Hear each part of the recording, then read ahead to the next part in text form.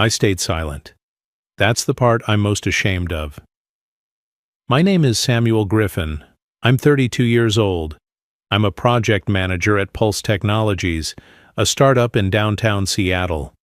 We're a young, dynamic team changing the future of cloud-based collaboration tools. Or so our website says. What we really are is 100 people in hoodies, drinking kombucha, working 80-hour weeks, and believing we're changing the world. And on a Tuesday morning in September, we hired a 52-year-old intern. His name was Douglas Mercer, and we treated him terribly. Have you ever watched someone be mistreated and stood up for them? Share your thoughts in the comments. And if you want more stories about workplace lessons, redemption and the cost of silence, hit that subscribe button and notification bell so you never miss our next story. Douglas walked in on his first day wearing khakis and a button-down shirt. Everyone else was in jeans and company hoodies. He carried a leather messenger bag, old, worn, the kind my grandfather might have used. He was bald, gray beard, reading glasses on a chain around his neck. He looked normal, like someone's dad, like a high school teacher, like a guy who should be thinking about retirement, not starting an internship. Our CEO, Jenna Park, 29, Stanford MBA, raised $40 million in Series B, greeted him in the lobby. "Douglas, welcome to Pulse. We're so excited to have you." She was trying. I'll give her that. Trying to sound enthusiastic about our age diversity initiative. We'd been called out 6 months earlier. Article in TechCrunch. Pulse Technologies, Innovation or Discrimination? Why does their oldest employee turn 35? This year, it went viral. Bad press, uncomfortable conversations. So we hired Douglas, an intern, 52 years old, marketing department, reporting to Amanda, our 26-year-old marketing director. I watched him follow Jenna through the office, past the ping-pong table, the cold brew station, the nap pods. He looked around with quiet curiosity. Not intimidated, not impressed, just observing. "This is your desk," Jenna said, pointing to a spot near the supply closet. The worst desk in the office. The one nobody wanted because it was next to the printer. "Perfect, thank you," Douglas said. His voice was calm, deep, educated. He set down his bag, adjusted his chair, pulled out a notebook, an actual paper notebook, and a pen. Across the room I heard Kyle, 27 lead developer, snort. Is he seriously using a notebook? Maybe he doesn't know how computers work. Trevor, another dev, whispered back, loud enough for people to hear.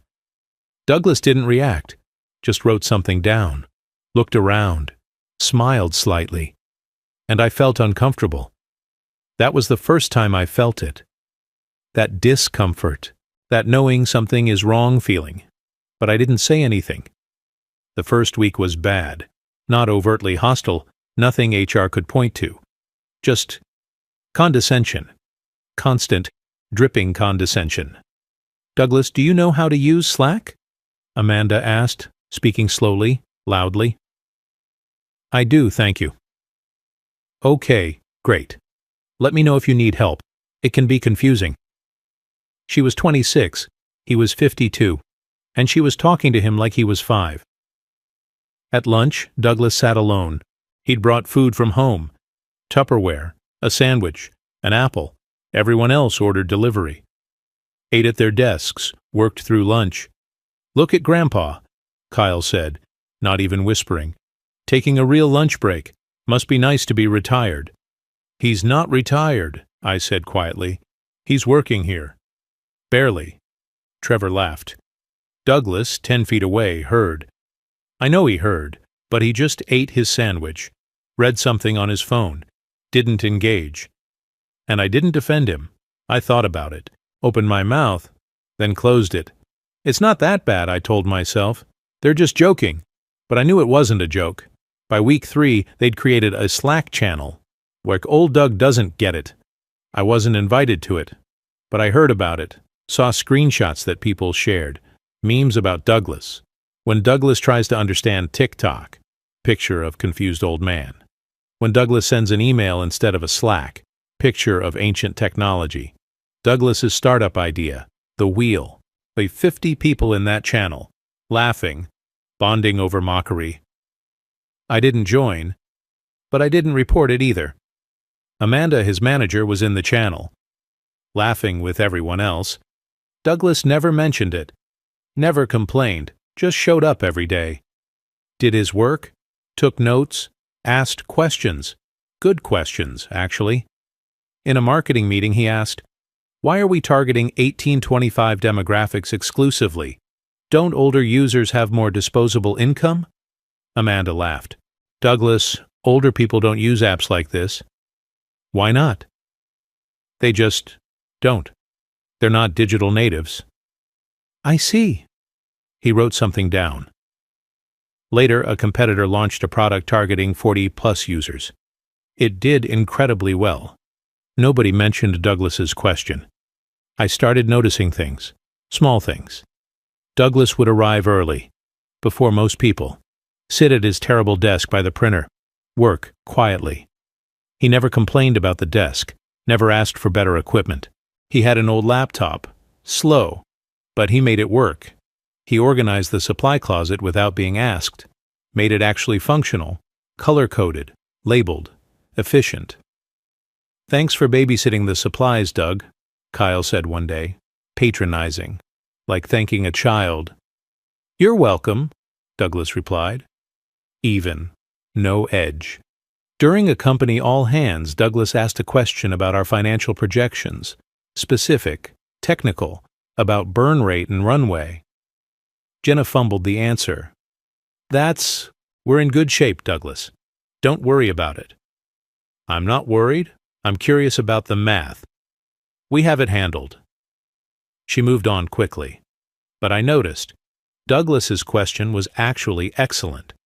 The kind a sophisticated investor would ask, the kind that would reveal if we were in trouble. Were we in trouble? I didn't know. But Douglas seemed to. 3 months in, something shifted. We lost a major client. Contract worth $800K annually. They went to a competitor. Jenna called an emergency meeting. Everyone crammed into the conference room.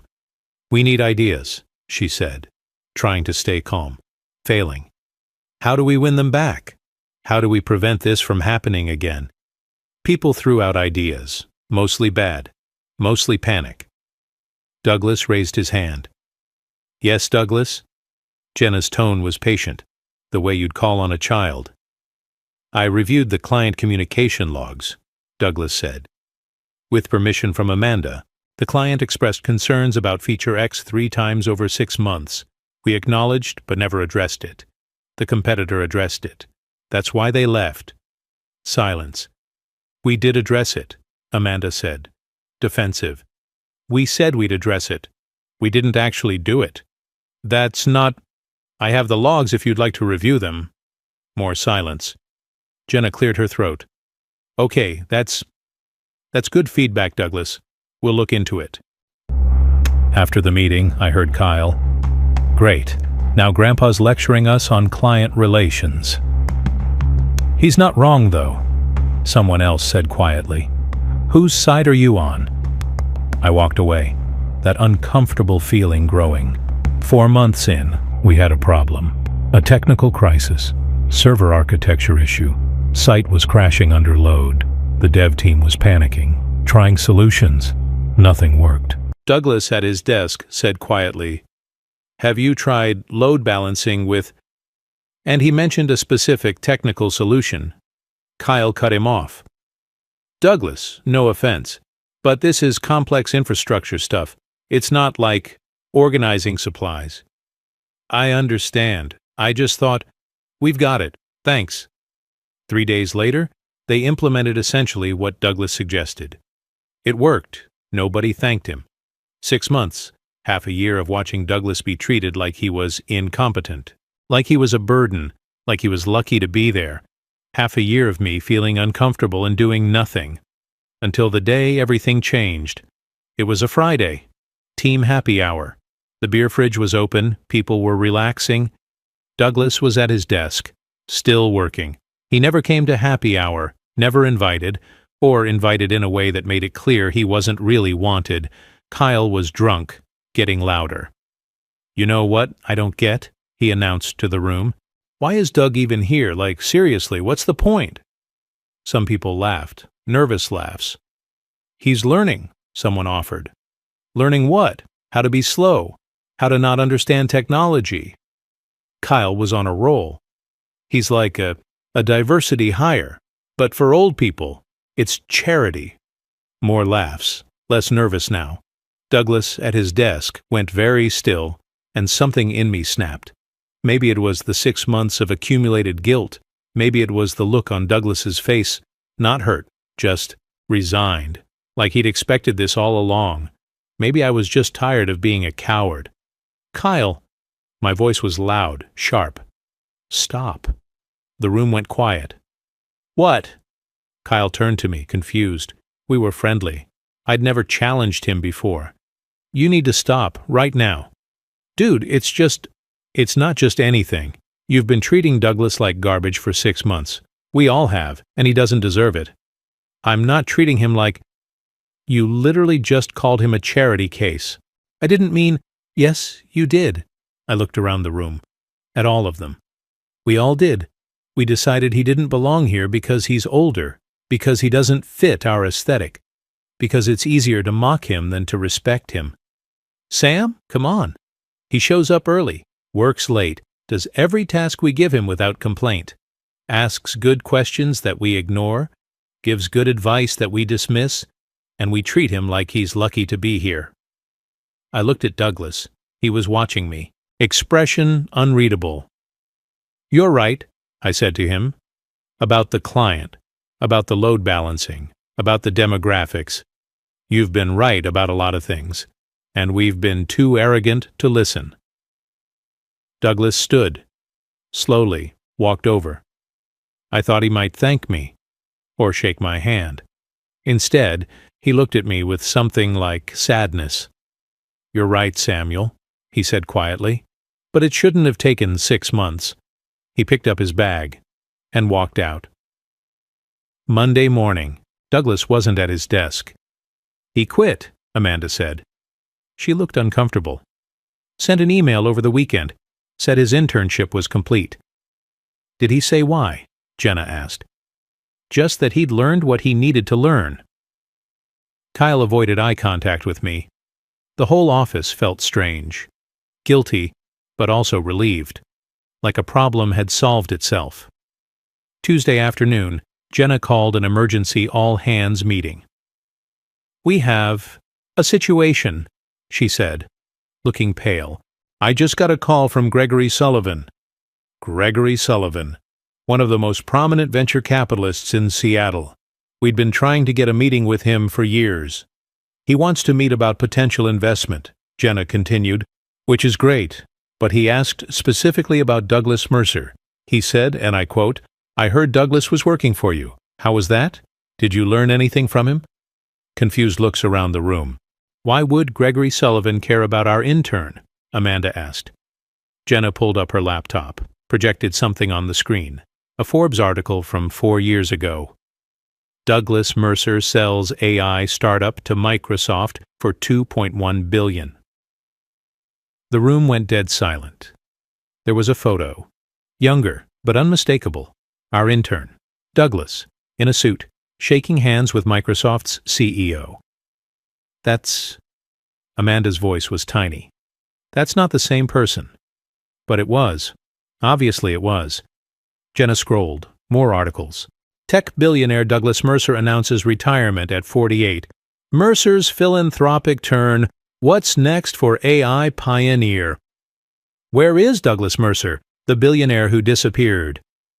Kyle looked like he might vomit. "He's worth," Jenna's voice shook, "approximately $2.3 billion. He has a PhD in computer science from MIT.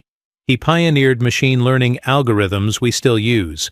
He's on the board of 3 Fortune 500 companies. And we," she looked around the room, "had him organizing our supply closet." The news spread instantly. Internal Slack exploded. People frantically deleting messages from "Your old Doug doesn't get it." Too late. Screenshots existed. By Wednesday, TechCrunch had the story. Billionaire Douglas Mercer went undercover as intern at startup.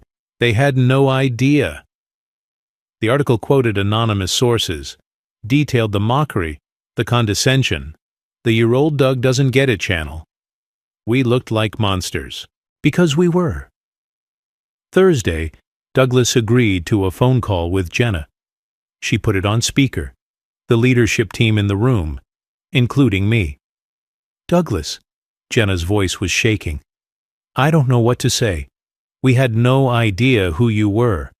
If we'd known—" "You'd have treated me differently," Douglas interrupted. His voice was calm. "That's the point, Jenna. I don't understand. Why did you do this?" I wanted to understand something. I've been in tech for 30 years, started when I was young, always worked with young people, always valued youth and speed and disruption. He paused. "But I'm not young anymore, and I started wondering, what happens to people like me in this industry? Where do we go? Are we still valued?" "Of course you're valued." "Am I? Be honest. If a 52-year-old applied to Pulse, not as an intern, as an engineer or a manager, would you hire them?" Silence. "That's what I thought," Douglas said. "You hired me as an intern because of bad press, as a box to check. You never expected me to contribute anything real. You never thought I could." "That's not fair," Amanda said. "You were an intern. We gave you intern tasks." "You gave me intern tasks because you saw an old man who couldn't keep up. But the questions I asked, the suggestions I made, those weren't intern level. You know they weren't, but you dismissed them anyway, not because they were wrong, because of who they came from." Nobody argued, because he was right. The client communication issue, the load balancing solution, the demographic targeting. I was right about all of it. You know I was. But it was easier to ignore me than to admit an old intern, might know something you didn't. More silence. "You want to know the saddest part?" Douglas's voice was soft now. "I liked the work. I liked being there. I liked learning how startups operate now. I met smart, talented people. But I was never one of them to you. I was always just the old guy." "Douglas," I said, my voice rough. "I'm sorry, I watched it happen. I felt it was wrong. But I didn't speak up." "You did speak up, Samuel," Douglas said. "Eventually. That means something." "Not enough." "No, but it's more than the others did." Kyle looked at his hands. "I need you all to understand something," Douglas continued. "This isn't about me. I'm fine. I have more money than I'll ever need. I don't need your validation or respect. But the next 50-year-old who applies to work in tech, the next person who doesn't fit your demographic, experienced or intern, they'll need it, and based on what I experienced, they won't get it." "We'll change," Jenna said. "We'll do better. Will you? Or will you just be more careful about who you mock? Will you actually value experience and diversity, or just perform it better?" No one answered. "I hope you change," Douglas said. "I really do. Because tech needs people of all ages, all backgrounds, all perspectives, and right now you're not just losing talent, you're actively driving it away. Is there anything we can do?" Jenna asked. "To make this right?" "For me? Nothing. I'm fine. But for your culture, that's up to you." He hung up. Friday. Jenna called another all-hands meeting. "I've been doing a lot of thinking," she said. She looked like she hadn't slept. "About what happened with Douglas, about what it says about us, about who we are as a company." She pulled up the Old Doug Doesn't Get It channel. On the screen. For everyone to see. People squirmed. This is who we were. This is what we did to someone who came here in good faith, who worked hard, who treated us with respect even when we gave him none. She scrolled through the memes, the jokes, the mockery. Some of you are thinking, "We didn't know who he was. If we'd known he was a billionaire, we'd have acted differently." She looked around the room. That's exactly the problem. Douglas's worth as a human being shouldn't depend on his net worth. His ideas shouldn't be dismissed because of his age. His contributions shouldn't require a Forbes article to be taken seriously. We failed, completely. And we need to own that. She outlined changes, real ones, not PR stunts, mandatory bias training, age discrimination policies, diverse interview panels, hiring goals for people over 40. And, she said, Kyle, Trevor, Amanda, you're being formally reprimanded. Documentation in your files. You led the mockery. You created that Slack channel. That's not acceptable here. Kyle's face went red. Anyone who can't treat colleagues with basic respect, regardless of age, background, or status, doesn't belong at Pulse. Is that clear? Everyone nodded. Good, because I never want to feel this ashamed of our company again. The story stayed in the news for weeks. Douglas gave one interview, to NPR. The host asked, "Why did you do it? What did you want to prove?" "I didn't want to prove anything," Douglas said. "I wanted to understand, and I wanted the industry to see itself honestly, to see how we treat people who don't fit the young, hoodie-wearing, disruption-obsessed mold." And what did you learn? That ageism in tech is real, pervasive, casual. People don't even recognize it as discrimination. They think it's just culture. We're a young company with a young vibe. But that's code for if you're over 40, you don't belong. Do you think things will change? I hope so, but hoping isn't enough. Companies need to actively work against their biases, hire older workers, value experience, create cultures where people of all ages feel welcome. What would you say to the people at Pulse who mocked you? I'd say they're not bad people. They're products of a system that tells them youth equals innovation, that older workers are obsolete, that anyone over 40 can't keep up. Those beliefs are wrong and harmful, but they're also fixable if people are willing to examine them. I listened to that interview alone in my apartment, and I cried. I told myself it wasn't my problem, that it wasn't that bad, that I wasn't participating, so I wasn't responsible. But silence is participation. Inaction is a choice, and I chose wrong. For 6 months. 3 months later, I got an email from Douglas. Subject: Coffee? We met at a cafe in Capitol Hill. He was wearing jeans and a sweater, looking relaxed, not like a billionaire, just like Douglas. "Thank you for meeting me," I said. Still guilty, still ashamed. "Of course. I wanted to check in, see how things are going." At Pulse? Different, better, I think. We hired 3 people over 45 in the last 2 months. Jenna's serious about the changes. That's good. But I look down. I still feel terrible about what I didn't do, what I didn't say. You spoke up eventually. Not enough, not soon enough. Douglas was quiet for a moment. Then, "Samuel, can I tell you why I really wanted to meet?" "Okay." "Because you're the one I'm most hopeful about." I looked up, confused. Kyle, Trevor, Amanda. They learned a lesson about consequences, about getting caught. They're better now because they're scared. But you're better because you're aware. You understand the cost of silence, and that's much more valuable. I don't feel valuable. I feel like a coward. You were, for a while. But you stopped being one. That's growth. He sipped his coffee. Most people never have that moment, that realization that their inaction hurt someone. They go through life assuming if they're not actively being cruel, they're good people. But you know better now. You know that witnessing cruelty and doing nothing makes you complicit. So what do I do with that? You never stay silent again. Not when you see someone being dismissed, underestimated, treated as less than. You speak up. Immediately. Even when it's uncomfortable. Especially when it's uncomfortable. I nodded. I will. I promise. Good. He smiled. Then what happened at Pulse, all of it, won't have been for nothing. We talked for another hour about tech, about ageism, about his experience going undercover at other companies too. Pulse wasn't the first. As we left, I asked, "Douglas, one more thing. That question you asked Jenna about the financial projections, the burn rate, were we in trouble?" He smiled. "What do you think?" "I think we were closer to running out of money than we admitted." "You'd be right. 6 months of runway at the burn rate you were maintaining. Maybe less." "Did you tell anyone?" "I tried.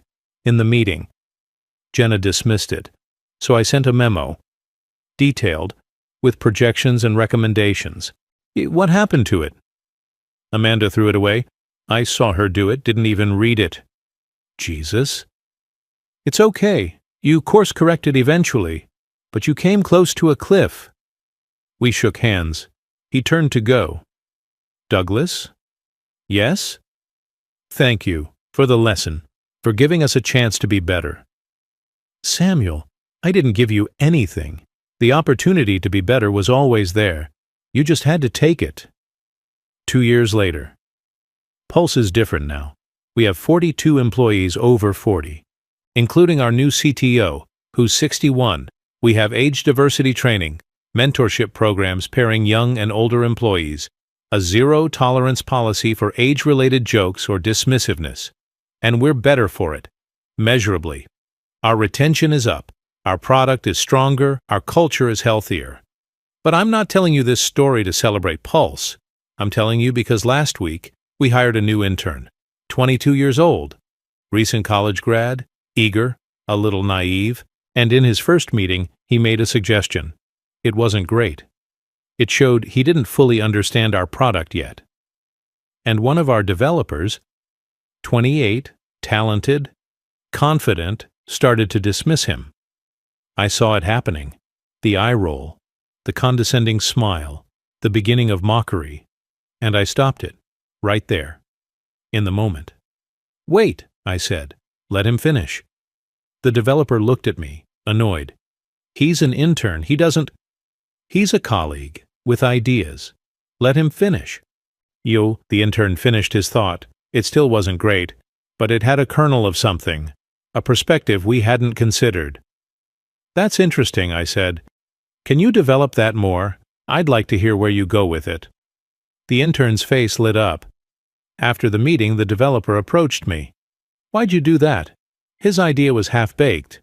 "Maybe, but he's learning, and he'll learn better if we listen, if we treat his contributions as valuable, even when they're imperfect." "He's 22. So, age doesn't determine worth, contribution does, effort does, humanity does." The developer thought about that, nodded. "You're right. Sorry. Don't apologize to me. Encourage him. Help him develop the idea. That's how we all get better." I never forgot Douglas's lesson. Silence is complicity. Inaction is a choice, and every person, regardless of age, experience, or status, deserves to be seen, heard, and respected. Not because of what they're worth, but because they're human. That's the lesson, and I'll never forget it again. Which moment hit you hardest? When Samuel finally spoke up after 6 months? When Douglas revealed why he did it? Or when Samuel learned to intervene immediately? Share your thoughts, your stories of staying silent or speaking up, and your workplace lessons in the comments below. If this story about ageism, redemption, and the cost of silence moved you, please hit that like button and subscribe for more stories about workplace lessons, treating people with dignity, and the moments that change who we are. Don't forget to click the notification bell so you never miss our next story. Thanks for watching, and we see you in the next one.